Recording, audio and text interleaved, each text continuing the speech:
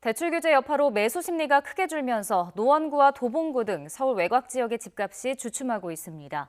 반면 15억 이상 고가 아파트가 많은 강남 3구의 상승세는 여전히 뜨겁습니다. 서울에서도 지역별 집값의 온도 차이가 뚜렷해지는 양상입니다. 김우준 기자의 보도입니다. 제가 나와 있는 곳은 서울 도봉구의 한 아파트 단지입니다. 이곳 아파트 가격은 지난해 중순부터 1년 동안 매달 평균 4천만 원이나 올랐는데요. 지난 7월에는 이곳 전용 면적 69제곱미터가 11억 5천만 원에 거래되면서 신고가를 기록하기도 했습니다. 한없이 오를 것 같던 집값이 꺾이기 시작한 건 지난 8월. 2달 만에 1억 5천만 원이나 하락했습니다. 그런 사람들은 상당히 고민이겠죠. 걱정이겠죠. 그런 사람들은. 예. 대출 많이 받고 들어온 사람들은. 예, 그런 사람들은 걱정이겠죠. 인근에 있는 노원구도 상황은 비슷합니다. 지난 9월을 전후로 많이 내려간 곳은 1억 원, 평균 3천만 원 정도 빠졌습니다. 지난 8월 기준금리 인상과 함께 정부의 강력한 돈줄 재기가 시작되면서 대출을 끌어모아 집을 산 이른바 영끌족이 몰린 중저가 지역을 중심으로 수요 하락과 함께 집값도 내려가기 시작한 겁니다.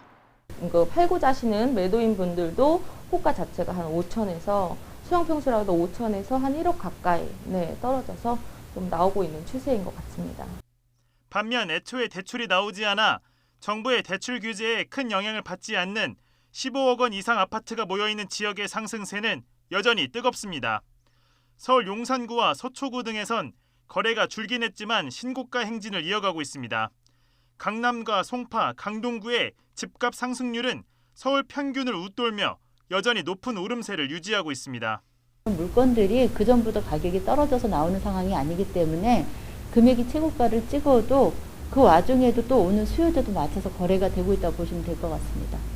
대출 의존도가 높은 중저가 아파트의 실수요층 수요가 정부 규제로 묶인 사이에 초고가 아파트는 연일 올라가면서 지역별 집값 격차가 본격적으로 벌어지기 시작했다는 분석이 나옵니다. 대출 규제 영향이 다르게 작동을 하면서 관망세 확산 속에서 중저가 지역은 빠르게 보합이나 약세로 돌아서는 상황이고 고가 지역에 상대적으로 강세를 띠는 양극화 현상이 심화될 것으로 보입니다.